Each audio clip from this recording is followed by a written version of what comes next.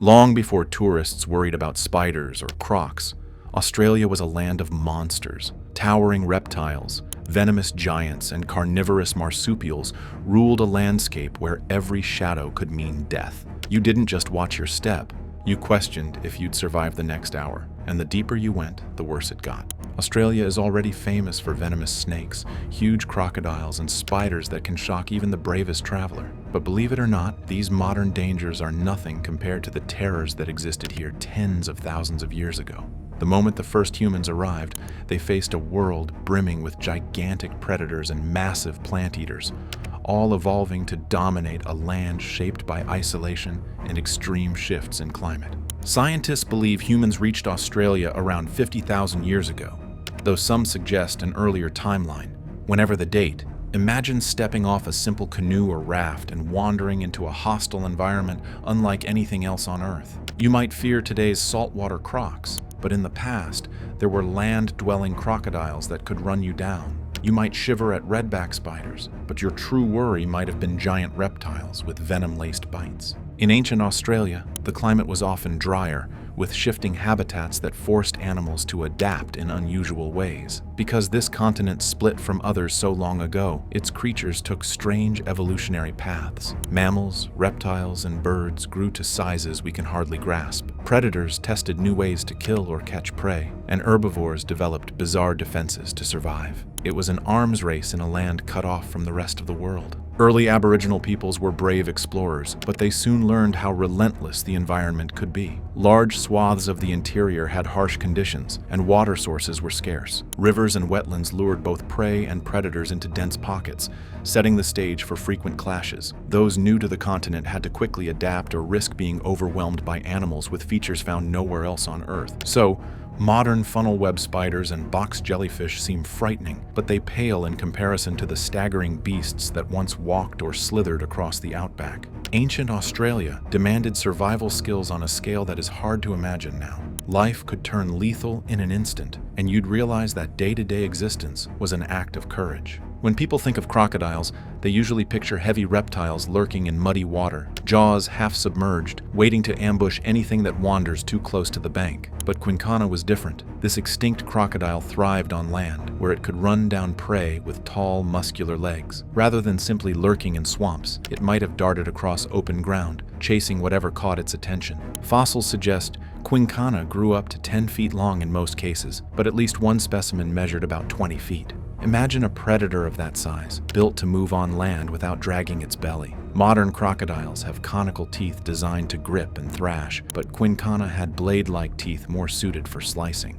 With each bite, it could carve off flesh, making its attacks shockingly violent. Scientists used to group Quincana with true crocodiles, yet its skull and limb proportions revealed it was part of an extinct branch specialized for a more terrestrial lifestyle. It had hoof-like toes and a tailless adapted for swimming. This gave it advantages on dry terrain, allowing it to hunt large mammals and perhaps even humans. Life alongside Quincana must have been tense. If you paused to rest or fetch water in ancient Australia's sparse woodlands, you might come face to face with this land predator. There was no guarantee of safety by climbing a tree or running for the river. Quincana was agile enough to pursue you in open ground and possibly strong enough to pull you down if you tried to scramble up a low branch. Compared to the modern saltwater crocodile, Quincana appears more specialized for sprinting and slashing its victims. It wasn't bound by the need to bask near water all day. This might have made it even less predictable. Early humans would have had to keep constant watch, especially at dawn or dusk, when many carnivores go on the hunt. In that era, a nighttime stroll near dry creek beds could be your last. Quincana was living proof that ancient Australia produced creatures both surprising and deadly in ways no one might ever expect. If you think the Komodo dragon is intimidating, meet Megalania, also known as Varanus priscus. It was the largest monitor lizard ever discovered, living right across much of Pleistocene Australia. Estimates of its length range widely, from around 11 feet up to 20 or more, with some bold estimates suggesting nearly 30 feet for the biggest specimens. Even if we take the conservative estimate, we're still looking at a reptile that dwarfed the average person. Like modern monitors, Megalania had strong limbs, razor-sharp teeth, and a mouth that may have dripped venom. Many scientists suspect these giant lizards had toxin glands, similar to what we see in Komodo dragons, whose bites often lead to shock and blood loss. If Megalania was indeed venomous, that feature alone would make it a nightmare to encounter on foot. Even if you escaped the initial bite,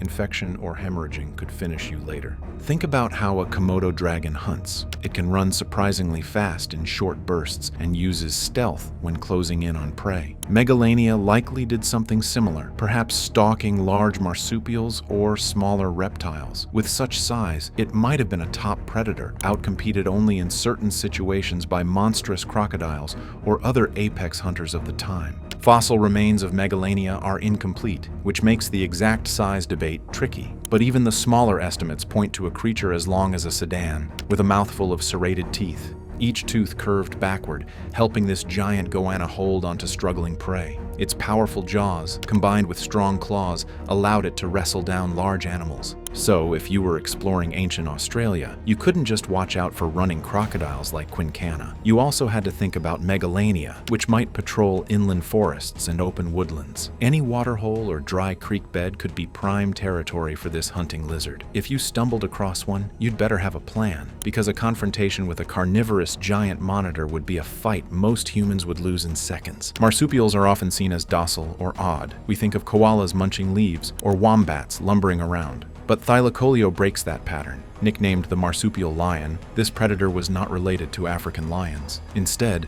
it belonged to a marsupial lineage, sharing ancestry with animals like wombats and koalas. Yet it looked built for battle, with specialized teeth that could slice through flesh like scissors. Thylacoleo was roughly the size of a small to medium lioness, but pound for pound might have had a stronger bite than any living big cat. Instead of typical canine teeth, it had large incisors up front and blade-like premolars along its jaws. This setup let it clamp down on large prey quickly, causing devastating wounds. Studies suggest it could finish off a sizable target in less than a minute, sparing no time for escape.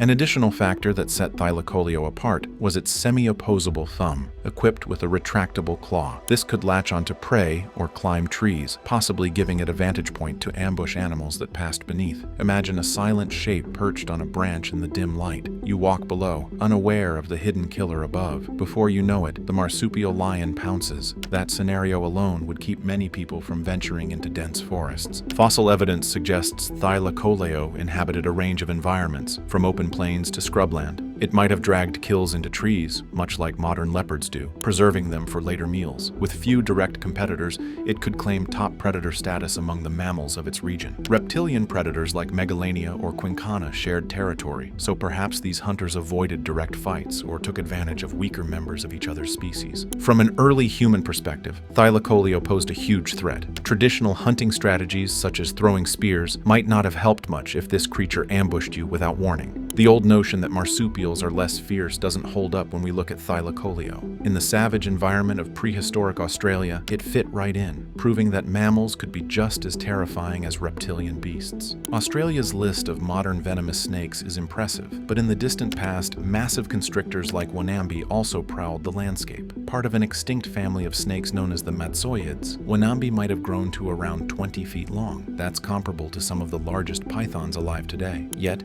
its skeletal structure suggests a less flexible jaw, making it feed in a more gruesome manner. Unlike many modern constrictors that swallow prey whole, Wanambi may have had to tear chunks from its food to make it easier to consume. Picture a snake ambushing an animal at a watering hole, coiling around it, then using its sharp teeth to break the flesh apart. This method is unsettling because we often assume big snakes rely on swallowing intact. But with a stiffer jaw, Wanambi was forced to adapt. Early humans crossing the continent would have needed to approach rivers or billabongs with caution. Beyond the risk from crocodilians, giant serpents could lurk at the water's edge. If you knelt for a drink, you might never see the silent approach of a 20-foot serpent waiting in the shallows. Once its coils tightened, you'd have little chance of escape. Even though modern Australians handle the presence of pythons and venomous snakes fairly well, the combination of size and cunning in ancient serpents took danger up a notch. Wanambi likely hunted small to medium mammals, but it's plausible it could target people under certain conditions. Many constrictors today can overpower animals that weigh as much as they do, sometimes more.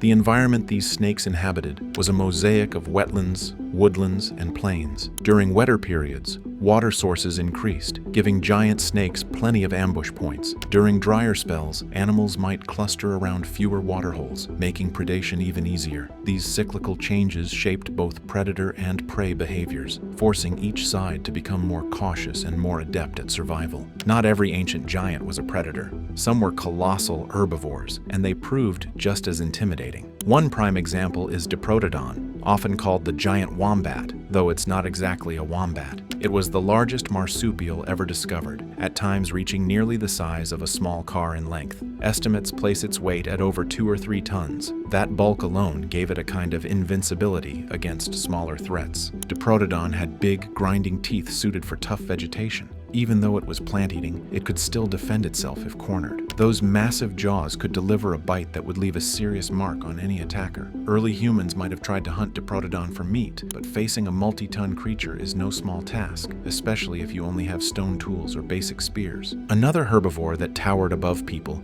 was the giant short-faced kangaroo, known as Procoptodon. Standing 10 feet tall, it carried a heavy build, which might have let it rear up and throw powerful kicks. Modern kangaroos can be strong enough to injure people, but these ancient versions took that danger to a higher level. Early humans who tried to spear a giant kangaroo might have found it surprisingly aggressive if cornered. These herbivores roamed plains, woodlands, and other parts of ancient Australia, grazing on grasses, shrubs, and leaves. With predators like Megalania and Thylacoleo on the prowl, big size offered some security. But when times grew harsh and water sources dried up, these heavyweights might have gathered near lakes or waterholes, becoming targets for fearless hunters. For the first arrivals, deciding whether to hunt these giants was a risk. The payoff in meat and hide was huge, but the danger of being kicked, trampled, or bitten was real. Also, these animals' large footprints and droppings revealed where they fed, which might have guided both predators and human hunting groups. Modern Australia's largest marsupials look small compared to these extinct beasts. No living wombat approaches Diprotodon's scale, and no present-day kangaroo stands nearly as tall as Procoptodon.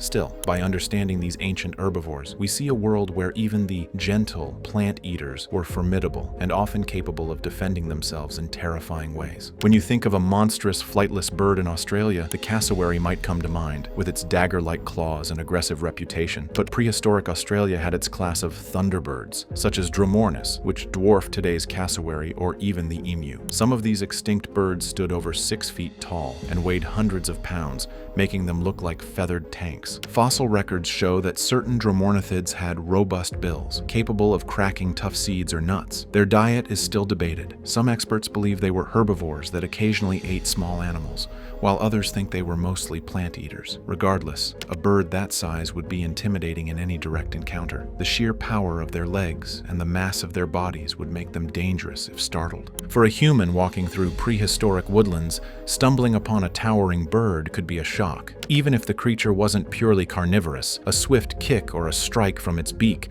could cause serious harm. Some of these birds had strong neck muscles, letting them deliver jolting blows if threatened. Standing face to face with an animal that can look you in the eye and weighs much more than you is not comforting. Evidence suggests that humans may have hunted these large birds or collected their eggs for food. Charred eggshell fragments found in archaeological sites hint at people feasting on huge eggs that provided a big meal. Over time, increased hunting, combined with climate changes, could have led to their decline. Large birds often face extinction faster than smaller, more adaptable species. Unlike modern flightless birds, these thunderbirds could hit weights that made them among the largest avian creatures on Earth at the time. With massive skeletons and strong limbs, they were not pushovers. In a world full of giant reptiles, huge lizards, and marsupial lions, big birds had to be sturdy or fast to survive. We see that no niche was left unfilled in prehistoric Australia. Whether predator or prey, every animal seemed oversized or